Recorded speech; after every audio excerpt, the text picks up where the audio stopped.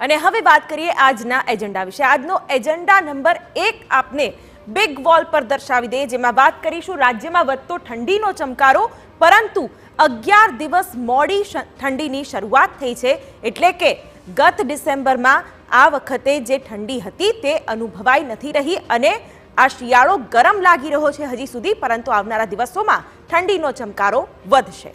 ત્યારબાદ બીજા એજન્ડામાં વાત કરીશું સિક્કિમની, કે જ્યાં સિક્કિમમાં 800 પ્રવાસીઓનું રેસ્ક્યુ કરવામાં આવ્યું છે। જી હા, અને ભારતીય જે સેના છે આ તમામ પ્રવાસીઓ માટે દેવદૂત બની છે। જે પણ પ્રવાસીઓ ફસાયા છે તેમને એક બાદ એક બહાર કાઢવામાં આવી રહ્યા છે। બિલકુલ, આજનો એજન્ડા નંબર 3 રહેશે, જેમાં સંસદ, સુરક્ષા અને ત્યારબાદ ઊભા થયેલા સવાલો વિશે।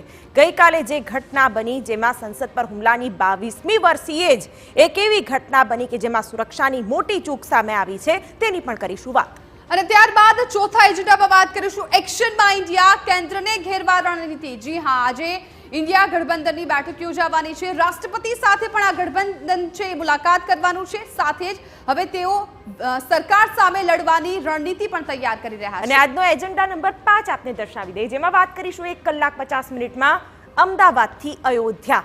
જી હા, આ ખાસ પરિવહન સેવા શરૂ થવા જઈ રહી છે અને તેની વચ્ચે શ્રીરામના જે ભક્તો છે તેના માટે એક મોટા સમાચાર, જેની પણ આ બુલેટિનમાં કરીશું વાત।